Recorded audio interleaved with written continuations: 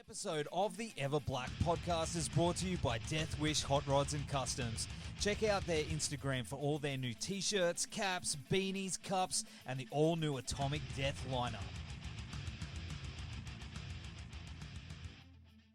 Hey, this is Trevor Sternad from the Black Dahlia Murder here, and you're listening to the Everblack Podcast. Hey, human skull, this is odorous from Guam. Going to battle Fear Factory. This is George Corshunner Fisher. This is Jasmine Devil Drop. This is Wade from Our Last Enemy. The Magnificent Suicidal Tendencies. Hey, this is Wednesday 13. This is Rex from Kill Devil Hill. This is Gary Big from Sepultura. You're listening to Everblack Podcast.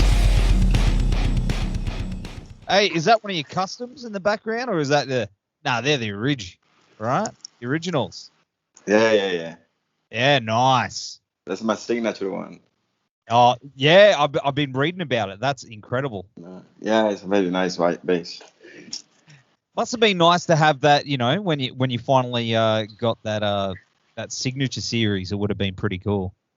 You know? Yeah. Very nice. Yeah, absolutely. My name's Nev anyway. It's good all the way down here in Australia. Cool, You're man. no stranger to. Awesome. Well, of course, man, the new Whitestones album, Dancing Into Oblivion, comes out on August 27. And it was only last year, the first album, Kwarahi. Is that how you pronounce it? Yeah. Almost. That came out. I guess this is how bands used to do it, you know, like it used to be an album a year. But it's kind of unheard of now, isn't it? You know, like, you know. Yeah, I mean, I know it's been very fast, one to the other, but the reason is because when we released the first album, Kwarahi, it was the same week that we got the lockdown, the pandemic and everything.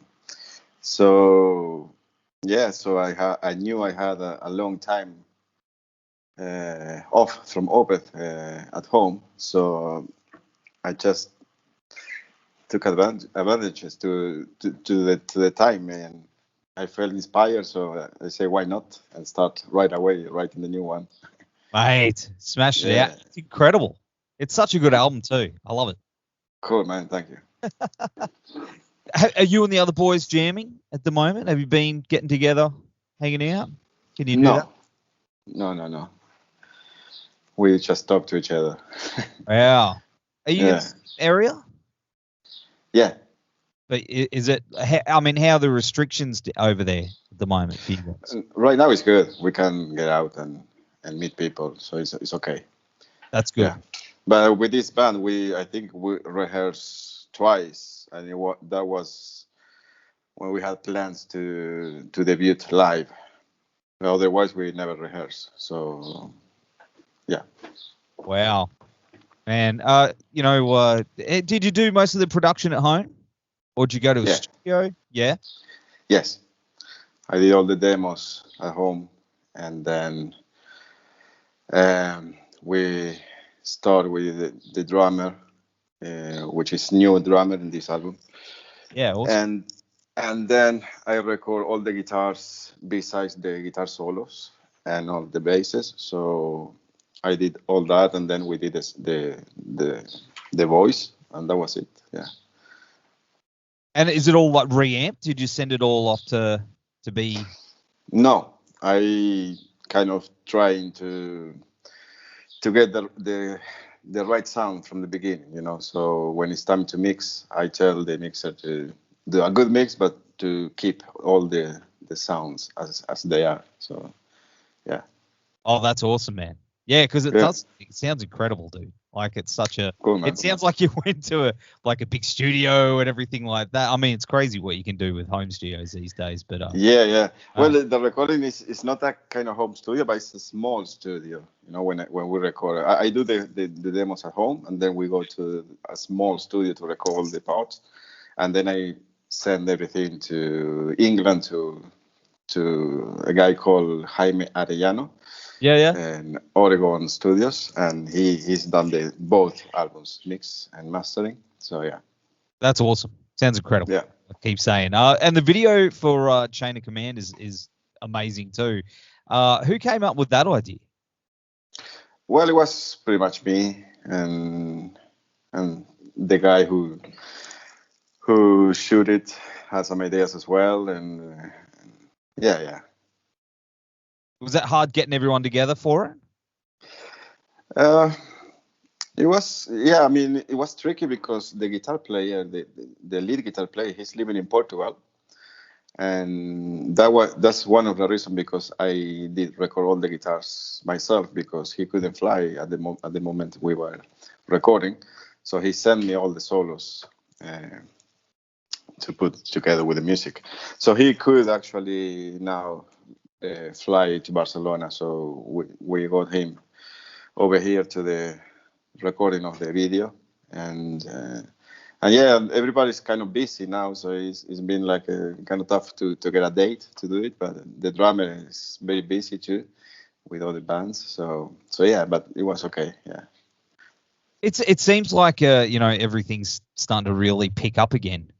A lot of people are starting to, they've spent that time at home, they've prepped everything, they gotten creative, and now it's like the floodgates are opening. Yeah, everything's happening. It's an exciting time. Yeah, I hope it's getting open now because it feels good. Yeah, as you say, it feels excited this time. So hopefully we can get a green light to keep going, and yeah, fingers crossed. Yeah, man, fingers crossed, absolutely. And I find the album cover is really fascinating. It's very simple, but there's something unsettling about it too. It looks like kind of like maybe blood in water, or I don't know how to describe it. Blood in the clouds. How's that tie into the album? Well, I think I had idea from the colors, and my partner made the cover. But I had in mind the combination of red and black because I think it kind of represents the sound of the album. Yeah, it's kind of, you have a nerve in that combination. It's kind of, I don't know, creepy a little bit, maybe. So yeah, I think it represents the color of the songs. So that was the idea, and to keep it simple as well. Yeah, I love that kind of thing though. And it's gonna look. I mean, it looks awesome on the show. I've seen the merch. The merch. It's gonna. Yeah, I've got to get me one of those shirts. And the vinyl. Holy shit, looks amazing. Yeah, the vinyl. Yeah. Have you got your copy yet? Not yet, mate. I'm waiting. There's something special about it. Hey, like dropping that needle down and hearing that. First time. Instead of just headphones and mixing and stuff. Probably heard it a million times, but there's something kind of special. Yeah, but it's a special time when you got it in your hands. Yeah. For sure. Crack a cold one and turn it up, that's for sure. I'm sure you Yeah. Originally the project was, just a solo thing, but it seems it's really taken on a life of its own, man, which is awesome. Did you expect the kind of response that it was going to get? I mean, Opeth aside, of course. I mean, this thing's really taken off. Well, I don't know. I mean, I knew it would be some response because, of course, I'm in Opeth, so a lot of people will just listen automatically because of that. But I didn't have any expectations, to be honest. When I just began in this project, the idea was just to make the product finish. I didn't have any intentions to release it or anything like that. I wanted to have it on vinyl. That was my idea. So my idea was to maybe do a Bandcamp with 1,000 copies, something like that, and then I have my 10 copies for me, and then I don't care anymore about that. But it got a little bit more serious when I got the deal with Nuclear Blast, and yeah, everything kind of came a little bit more serious in a natural way. I didn't expect anything. I didn't search for anything. So it's a nice way to do it, I guess. Absolutely. And you know what? I heard the name and I heard the tracks before I knew that it was your project. You know what I mean? So for me, I went in with fresh ears, not knowing who was involved and everything like that. And man, it's such a great band. It's such a great listening experience as well. And I think that the original idea was that you wanted to do something heavier. You wanted to do something a little bit you know, a little bit different from what you're doing with Opeth? No, I mean, I didn't do this because I'm missing playing death metal. Not at all. I mean, that's something I'm telling people now, because a lot of people thinks that I'm missing the old days and I'm doing this because of that. And this is not true, because I'm playing death metal with Opeth every night when we're on tour. You know, we play Deliverance every night, and we never stop doing that. So it's not that. I think I don't know. Since I didn't think much when I started writing and didn't have any expectations, I think it came naturally. Death metal is the style of music that I've been playing the most in my life and listening to the most. I love other styles of music too, but death metal is something that I started when I was a small kid. So I guess it's something natural. Like, I mean, I didn't think much about it. It came this way, you know. It's in the blood. Pretty much, yeah. So what's your favorite band though? You know, if it started that young, what was your in? What was your... Well, metal bands, it was maybe Morbid Angel is the one for me. Oh, really? There you go. Yeah. Mate, I hear that a lot. It's a good band. Yeah, I'll have to check him out sometime. Hey, they sound all right. Yeah. Well, they were pretty early with the style of death metal, that kind of death metal they play, and I love the groove they have. So yeah, they have something special going on. That's awesome. Back in the day. Yeah, absolutely, legends. And of course, your vocalist Eloy, is that how you pronounce it? Yeah. And he's got such a brutal voice. I love his voice. How did you find him?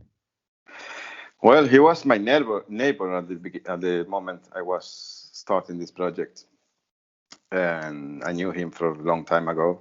He's the singer of a band from Barcelona called Vidras a la Sang. And when I started this project, the idea was that I was supposed to sing, because I was doing everything, and I used to sing like 20 years ago, even more. So I said, why not? I want to try to sing again and just see what happens. But then I try, and I kind of hate it. I didn't like it. I didn't feel good at all. So, and the studio where I recorded both albums is Eloy's Studios. Well, there you go. So he was there helping me out, recording me. And I say, no, you have to try. Come on now. And then he tried, and after a minute was like, come on, you have to sing this shit, because he's awesome, yeah. No, he sounds incredible. I mean, another thing is, you know, the production and everything. It's got breathing room. You know, that's the thing that makes it different from everything else. You know, the guitars, the distortions aren't really cranked right up, but everything breathes, and I think that makes it a little bit more disturbing, a little bit more heavier. It's a different kind of heavy. Was that something that you had planned originally? Yes, that's one of the things I had planned from the beginning for both albums. I kind of dig a lot this kind of sound. The guitars, I record the guitars with this one, the Stratocaster single coil. Oh yeah. Which is not the most common in death metal, you know. and I use very little distortion as well, you know, on them. But I think the sound you get from having the guitars this way is darker in my opinion. It's darker, it's earthy, it's more, I don't know, it's harder to play as well. You have to be more consistent to sound good, because there's not much distortion to hide the fuck ups, you know. Yeah. So, but I kind of love this kind of sound. As you say, for me, it's more evil, this kind of sound, and it gets room for the bass and everything else. And the bass is very loud as well in the mix, because I think it's important to have a bass in front in the mix, because you get more groove in the music.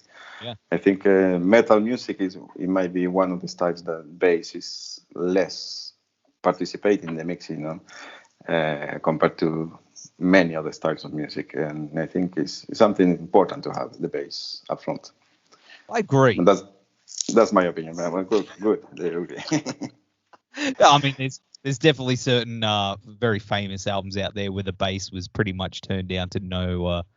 I'm not gonna net. You know that. Yeah. You know that one. Yeah. That one. Yeah. You change it. Unless you're famous, and then it's like right up in the mix. But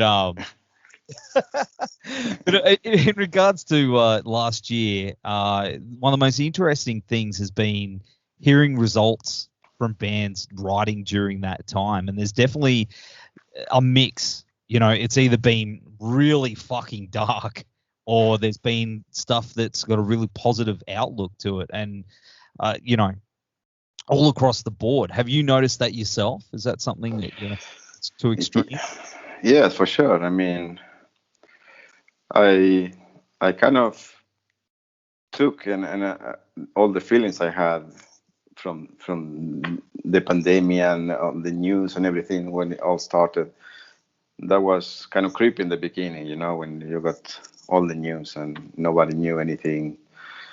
But I was happy that I felt inspired of that, and I could kind of put all those feelings in the music, so it didn't affect me that much, as a person.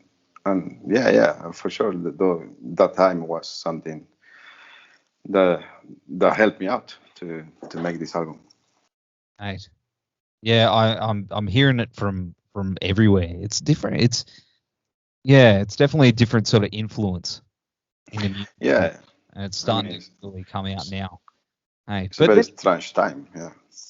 Yeah, it's dark times, but another thing is I've discovered a lot of new music too. I guess with everything on lockdown, like you guys, another band that had been around for a million years was Imperial Triumphant.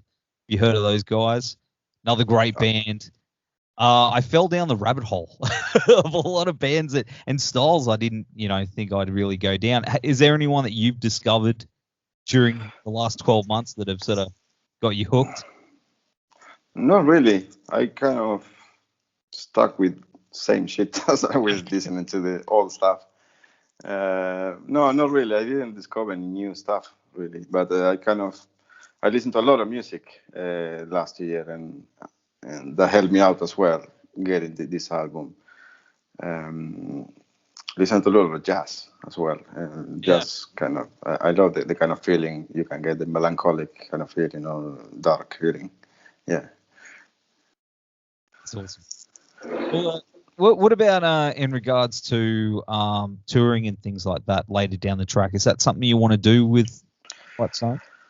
I want to do something. I don't know if I'm going to do long tours. I don't think so. But for now, the idea is to do a few shows and a few festivals for sure. But all depends, of course. I'm working with Opeth, so once we start touring, we used to tour a lot. So I don't know. I have to have time in between to do this right.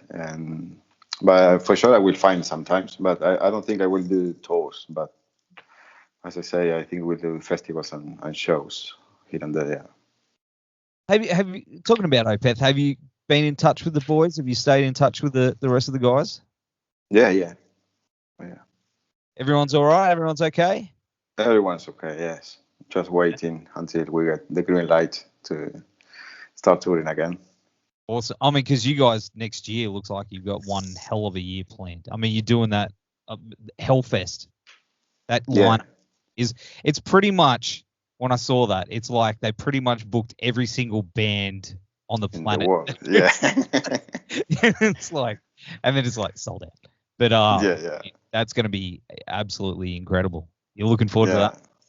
It's going to be nice. Yeah, for sure. Awesome. I wish I could go. Yeah, maybe you could just swing by down here, throw me in the case, and then just easy done. Yeah. Oh, all right. We'll plan that. But why not? So in regards to Opeth as well, are you guys writing?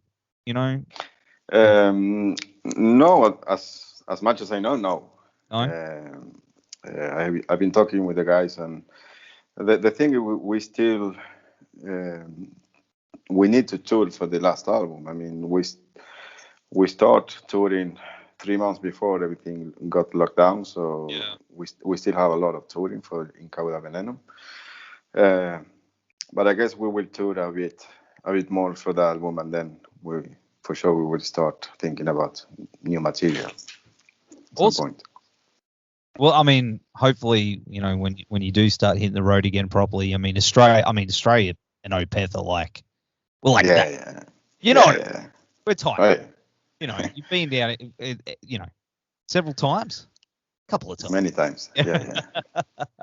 I mean, it's a long way to go, but what do you love about Australia the most?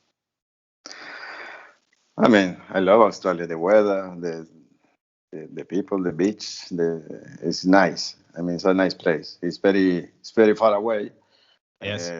The bad thing is that you get 2 days. You are fucked up with jet lag. But if you are lucky, if you have 2 or 3 more days, you can enjoy it really well. Yeah. So it's a nice place. I love it. Awesome. Well, we love seeing you guys down here. That's for sure. And hopefully, you know, that'd be cool. Maybe both bands could come down. Yeah. No pressure, but hey, man. Yeah. Take my money. But that would be amazing. But man, what else you guys what do you got coming up? You know, you got your signature bass in the background, your new album coming out. What else you got planned for the rest of the year? Well, I'm working in some videos now, but otherwise I think I need to take it easy a little bit. I've been working a lot for this album because I pretty much I do everything. So it took me a year maybe to have everything done. So yeah, I'm looking forward to have some vacations now. Yeah, man. Grab a old one and enjoy it on that vinyl. Yeah, for sure. Yeah, that's what I'm going to be doing. But Martin, thanks for hanging out on the show, man. It's man. Great talking to you. And, of course, the new album, Dancing Into Oblivion, is out August 27. We'll have all the links down here. Pre-order it now. Brother, take care over there, and we'll keep the cold ones cold for you. Thank you so much, man. Thanks for having me, and hope to see you soon. See you, mate.